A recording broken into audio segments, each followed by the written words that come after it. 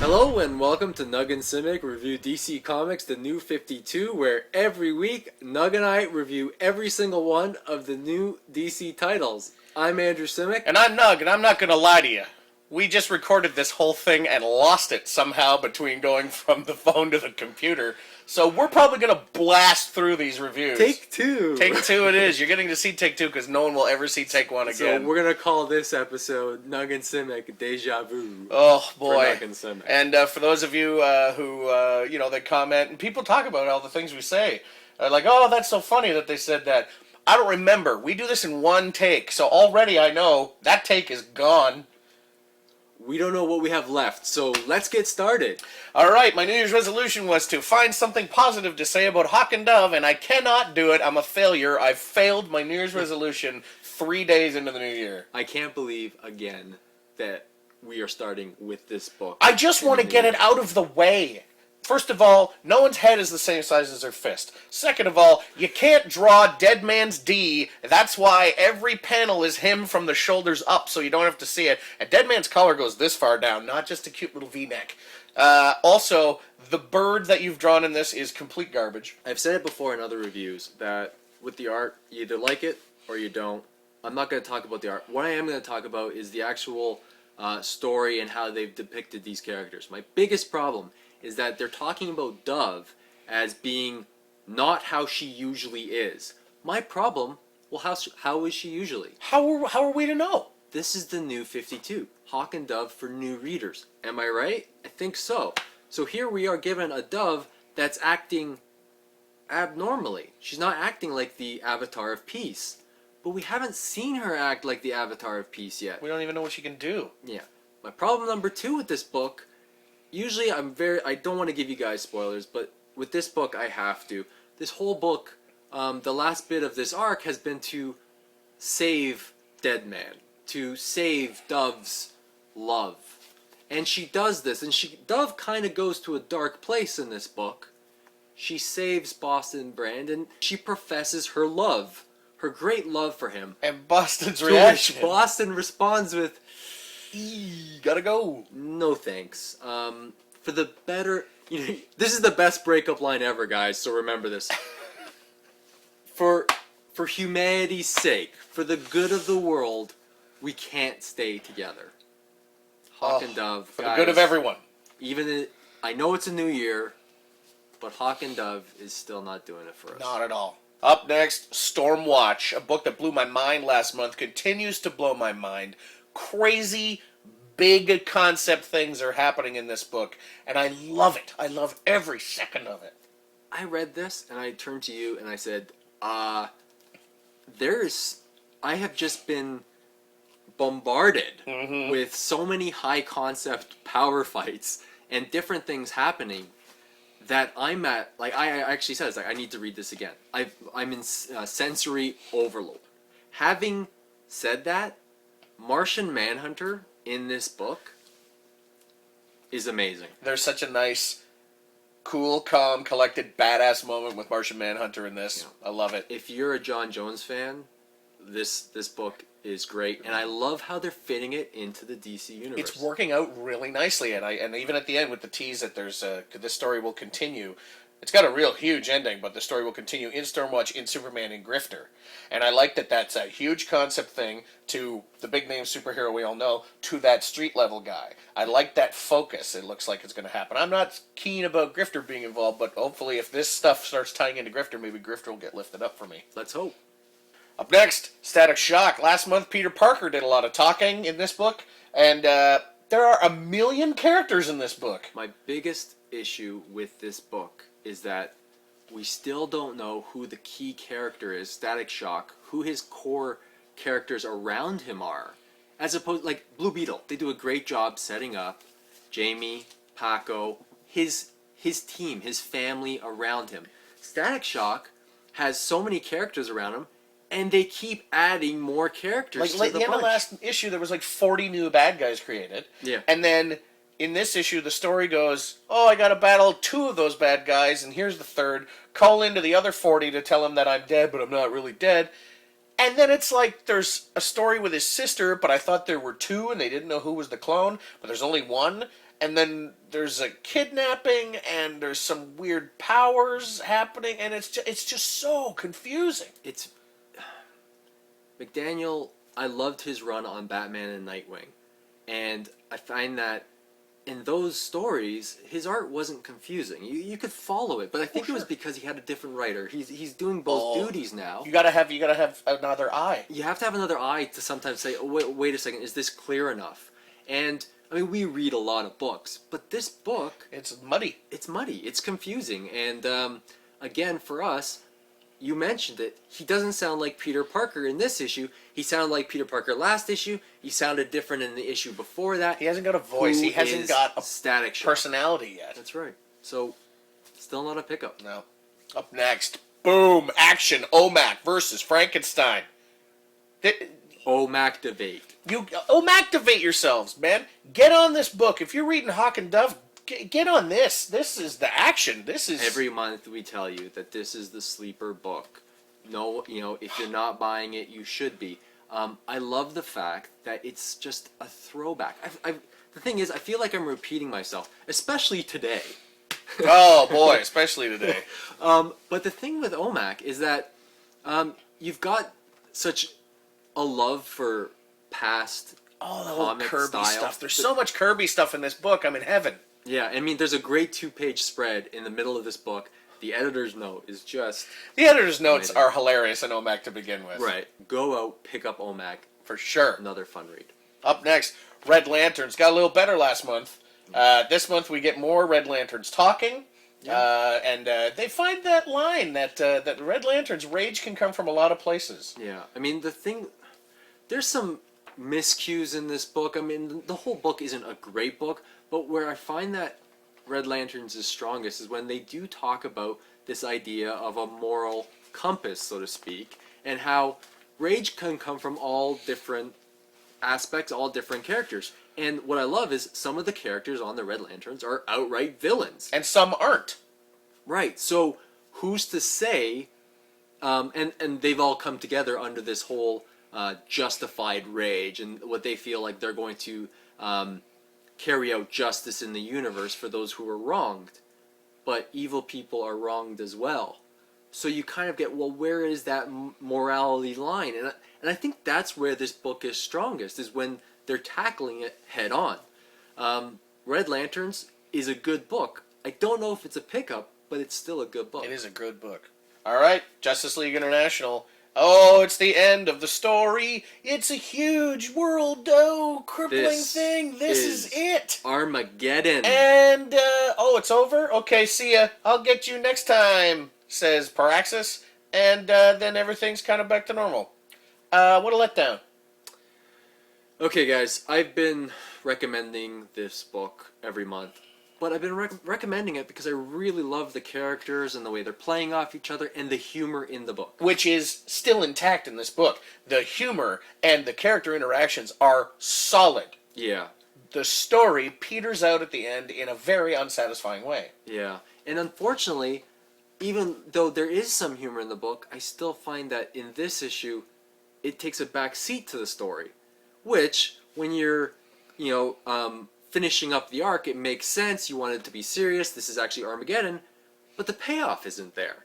So, I think Justice League International really let us down in terms of wrapping up the story. Mm-hmm.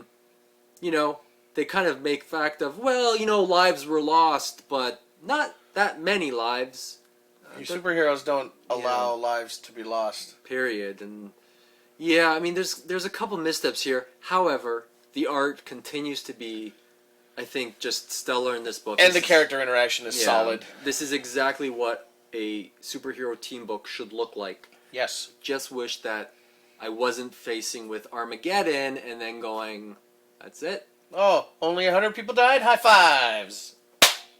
Up next, Green Arrow.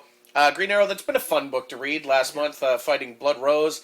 Turns out Blood Rose has a really sticky, gooey boyfriend who can't be killed, and that's who comes. Oh, he hurt Blood Rose last issue, so he's got to have revenge on Green Arrow for hurting his girlfriend. And the character of Blood Rose, I actually really liked. She takes a back seat in this issue. Yep. But, Nug, this feels like a fill-in issue. It's all filler. There's something happening. This should have been half of last month's book. These two books should have been one book together last month. Yeah, I feel like right now Green Arrow is kind of the creative team. I like the creative team. Yeah. Keith Giffen, Dan Jurgens, I like them. But I find that these two issues, they're kind of biding their time until the new creative team takes over and actually has It just seemed like direction. filler. It just seemed Yeah. like filler. There's, some fun stuff happens in the book, but it does just seem like filler. Unfortunately, Green Arrow, I liked last month's issue, but this issue left me wanting more. All right, up next, Men of War, a book that I've been waiting to get back to the mind-blowing awesomeness of the first one. The very first Men of War was so great, and it's never been up there yet again. The backup stories have been a lot of fun. Yeah. This month's no exception. Knife fight! With an exclamation mark. Great backup. So great. But the book itself, you like the team when it focuses on the team. I like the team dynamic. I mean, we read issue 1. It's like you're learning certain terminology that the military uses, the team dynamic, and I thought, oh, this is a great military book. This book really starts to focus primarily on Sergeant Rock, which isn't a bad choice. It's just not the book that I fell in love with. Right. I mean, maybe it was too soon. One issue, one date, too early to fall in love. I don't know. But I don't know, man. We kind of want to go back to that initial energy and team dynamic of the Men of War.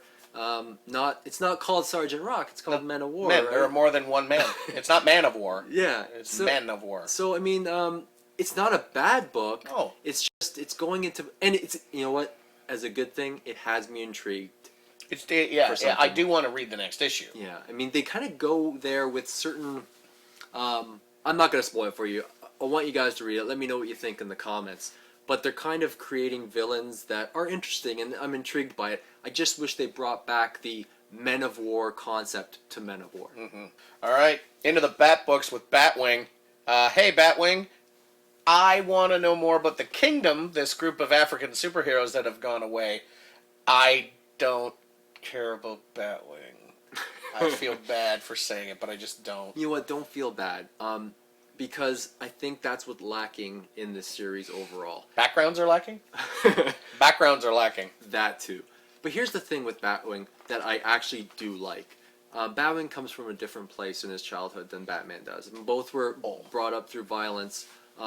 But Batwing actually started out as a villain. I mean, he was forced to do evil things as a child. So he kind of has that difference between him and Batman. Batman does appear in the book. I enjoyed the issue. I didn't think it was terrible. But they keep teasing at these great elements about the Kingdom. Yeah, and that's what's getting me intrigued. I don't know. It's like they're teasing. Batwing, I want to know more about the Kingdom. Right. So they're teasing the elements, but it's almost like we want more of that.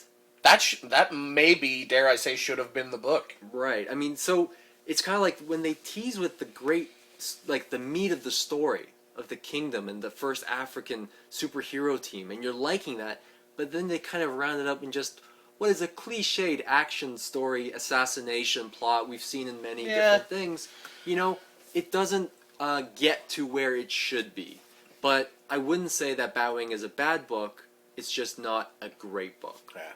Up next, miniseries, Huntress. Huntress, it says here 4 of 6. I thought it was 8 when it started. Yeah. But that's fine. We'll get to the Earth 2 quicker. So Huntress... Wait. Now, he said we're going to get to Earth 2 quicker. Now, guys, they tease...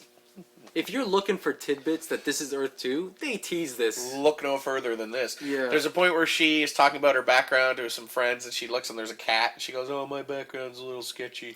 And there's a cat, and then later on she's closing in on a thug, and her shadow looks just like Batman's. And it's like, come on. But it's a great, as you said, an espionage book. It's a great espionage book. It's a great... I think this is Levitt's strongest book in the New 52. He does all the Legion books, but I'm really thinking that this is a very... Aside from Legion Lost, I think that this is the strongest book that he's writing right now. He's got a great voice of the character. I like the fact that she's in Italy. That it's not Gotham. It feels like she's in a different place. Well, and it's got that international espionage intrigue kind of stuff going. And I like that. If that's the corner of the Bat world that she's going to be in, I'm a big fan. Yeah. But... we are in issue 4 of 6. Mm-hmm. And I really want there to be a payoff. And I'm a little worried. It's been consistently great. I just thought that in issue 4, we would something would be revealed that would lead, the rising action that would lead us into the last two issues. Right. I don't want. I kind of like, this has been such a great story. I don't want the penultimate issue to be like, this is it, and then just one issue to wrap it up. I would rather it be, like a slow rising climax. It's not bad. It's just, I really hope there's a payoff. Oh, yeah, and the payoff will be Earth 2. Mark my words. Up next, another miniseries, Penguin. If you are waiting, what's this, 4 or 5? We only got one more of these. Only one more. It's a shame. It's a shame. This one could go, I would read 12 of these. This story is phenomenal. Penguin does everything in his power. The writers do, for sure. Hurwitz? Greg Hurwitz? They do everything in their power to make you actually feel compassion for the Penguin. You're like, oh, that's why he's so he's That's bad, why, because of misunderstood. this, and he's been treated so poorly, and I really feel for that guy. And then you turn the page, and he does something just so horrendous that it just yanks that good feeling out from under you, and you feel tricked. And it's great because it's making Penguin into such a badass, and he really is. This is a great book. It's handled by people who really get the character. Yeah. And I think that it was a great choice with the writer and the art team because they're playing with the fact that he's kind of creepy looking. But what I love is, I'm not going to spoil it for you but he draws the distinction between him and them. Yeah. And they do a great job. And you mentioned it. That line. There's a line that Batman says to Commissioner Gordon in it. Again, not going to spoil it for you. But it's just kind of like he says it, and it's like, it underlines not just the Penguin, But so many other Bat villains. yeah. If you're not picking up Penguin, and you can't pick up the other ones, definitely go and buy the trade when it comes out because it's a great story. It's so good. I hope it comes out in hardcover because I would definitely like to collect this run, but it continues to be a great book. Mm-hmm. And now into Batman Detective Comics. That is supposed to be the Penguin. Yeah. Looks like the Joker, but it's supposed to be the Penguin. The Penguin, who is so well represented in the Penguin series, I don't know what he's doing in here. Well, I mean, including the cover, he's in what, 2 pages? You bet. Yeah, and there's a lot of metaphor in this book. But let's just say, Batman's girlfriend is doing her own undercover work as a reporter. I can't believe that a superhero is dating a reporter. Yeah. And but there's this whole let's get this out of the way. There's a huge metaphor in here with a whole bunch of Joker people protesting in favor of the Joker because they think Batman killed the Joker. So they're all like anti-Batman protesters. He even says in the narration that the mayor doesn't want to kick him out of the park because he's being reelected. Sounds a lot like the Occupy Wall Street stuff going on. No. And then he has Batman haul ass through the protest and then start beating up the protesters. Yeah. So what are you saying, Tony? Tony S. Daniel, are you part of the 99%? Well, do you not like the 1%? You know what the funny thing is I'm kind of, the thing with this issue is that it's hot and cold. And what I mean by that is I actually don't mind Batman because Batman is a human without superpowers. I don't mind him borrowing news stories from the headlines. I actually like that. But when you have Batman actually run through the protesters, it just seems forced. Yeah. It seems shoehorned. Yeah. It seems like it doesn't fit. It's Nope. like you have a good concept, but you don't know how to fully exploit the concept. Now, that being said, Having said that, there is a backup story in this. Oh, what? There's a backup story in this featuring Catwoman, yep, featuring someone else a new character. who is really, really interesting. Very interesting character. Was not expecting Not it. at all. Not going to spoil it for you, but do you think the backup is worth picking this book up? Borderline. It's borderline. It's borderline because the backup's that good. It's very intriguing. I will say that. I mean, and the thing, given Daniel gave us Faceless Joker. Yep. That image has stuck with a lot of people, and it's intriguing. And with this backup story, he's done it again. He has intrigued me. Yeah. So, Detective is not the best Batman book out there. But that backup story this month is phenomenal. Up next, Animal Man. Consistently in our top books. Every month. Every month. This month, no exception. Jeff Lemire, I said when we were reading this, hello, Jeff. While I was reading this, I said to Andrew, this is The Empire Strikes Back. This is the dark, dark, dark victory. in this story. I mean, don't get me wrong. This book is pretty dark and has been dark from the start. But this issue really... You got creeped out. I threw up a little in my mouth. He did. There's one part of this book that... something... The rot invades Animal Man, I want to say. Yep. And the way it's depicted, Oh. I got queasy. But when a book makes you queasy and you still can't wait to read it, you know that the team is doing it right. And they're telling the story of the rot. Well, it's Animal Man's the red. And they're Right. telling the story of the rot Yeah. through the red. Yeah. How it's affecting the red and how it's going to invade the red.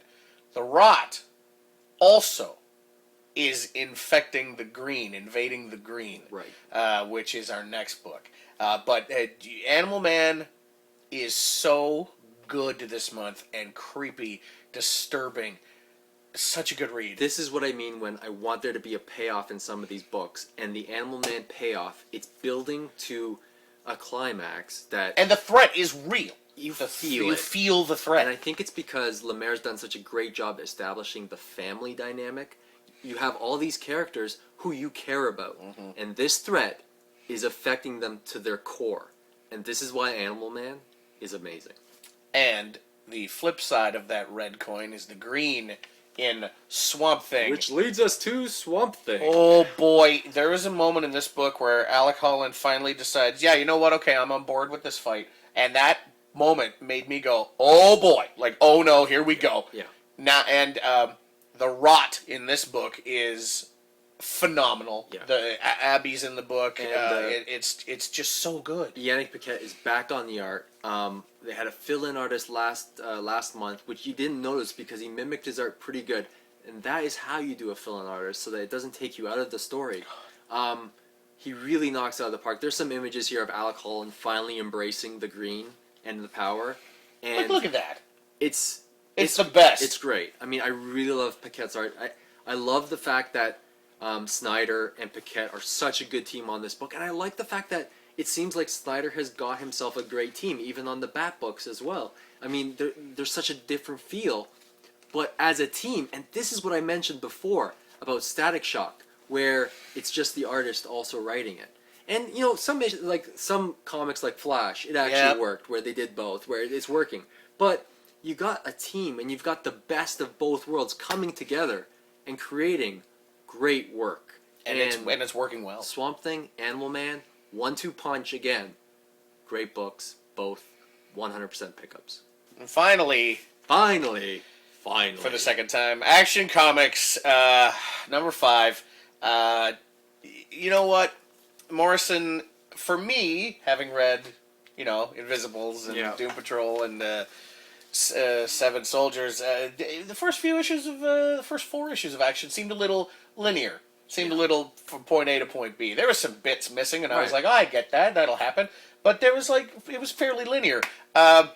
This retells the origin story. What has never been done before? Let's tell Superman's origin story, and this time it'll be told by... Wait for it. The spaceship. Tells the story. And then, you get to all those little fill-in things, all those little, more detail. And for this new 52, maybe we do need more detail for this new Superman. Yeah. It's a very familiar story with some really cool elements. Crypto's in there, the Phantom Zone's in there, Brainiac's in there, a lot of different things. Yeah. I will say this. I've read every Superman origin story there is, and I haven't read this one. Nope. It's new. And it's DC new. Yes, and then, probably about the 3/4 mark of the story, things get super, super weird. It's still the spaceship telling the story. But it jumps around in time. It jumps around in time, which gets super weird, and sometimes you don't maybe know what's going on. And then that very last page ties it all together, and then you realize it's all teases. It's all set up. Mm-hmm. And the whole story, the whole book is set up with Phantom Zone and Crypto. And then you get a Mon Pa Kent backup story. Yeah. Whatever. I don't know if it was completely necessary, but it's a fun story. Yeah. I mean, this issue, first I'm going to say, my resolution. It's going at Superman with fresh eyes and looking at you also know I failed my resolution by calling Hawk&Dove garbage earlier. Bang, garbage failed. Yeah, a total fail. This Superman origin story, I'm gonna disclaim this. I really liked the one-page story in All-Star. Agreed. You know, it just... And didn't they do a mirror one with Batman and Superman Batman at one point? It was great, too. But they did it in almost like a mythic way. Yes. Having said that, they're opening up Superman's world for new stories and stories we haven't already read, which I can appreciate, and I actually like it. The one thing I will say about the issue that I really liked was Andy Kupert's art. Oh. He was the Flashpoint artist. I really liked him on great. this. And whereas I haven't mentioned this before in other reviews, but I thought that Rags Morel's art in Action Comics has been a little gray and muddied and not very exciting. The colors in this are very vibrant. It's what I feel a Superman comic should be like. I'm teased. Consider me teased. I'm curious to where Grant Morrison is going with this, and I hope he gets the run that he deserves on this. It's so good. I don't want it to be rushed, but Action Comics #5 is a definite pickup for me. For sure. All right, now it's time for... I can't believe we have to do this again. I have to say this again. Red Tornado Watch. There's no Red Tornado in this week's comics. Again.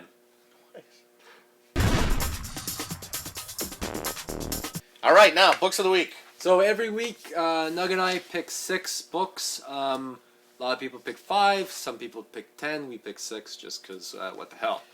All right. I think we're going to agree on most of the books.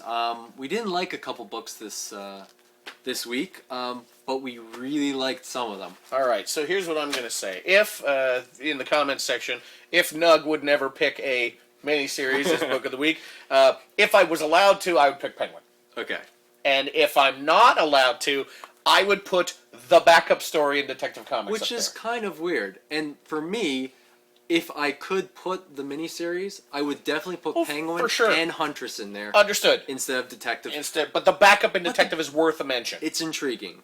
Okay, so then, here we go with the others. #5 of OMAC. Oh, so good. OMAC-Tivate. It's just slam bam action. Say it right now, say it. OMAC-Tivate. Now you want to read that book. You feel happier. Yes! OMAC-Tivate.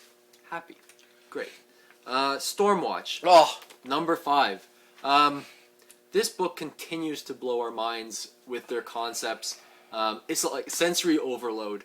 Love this book. Love it. It feels different than any other book out there. Animal Man, #5.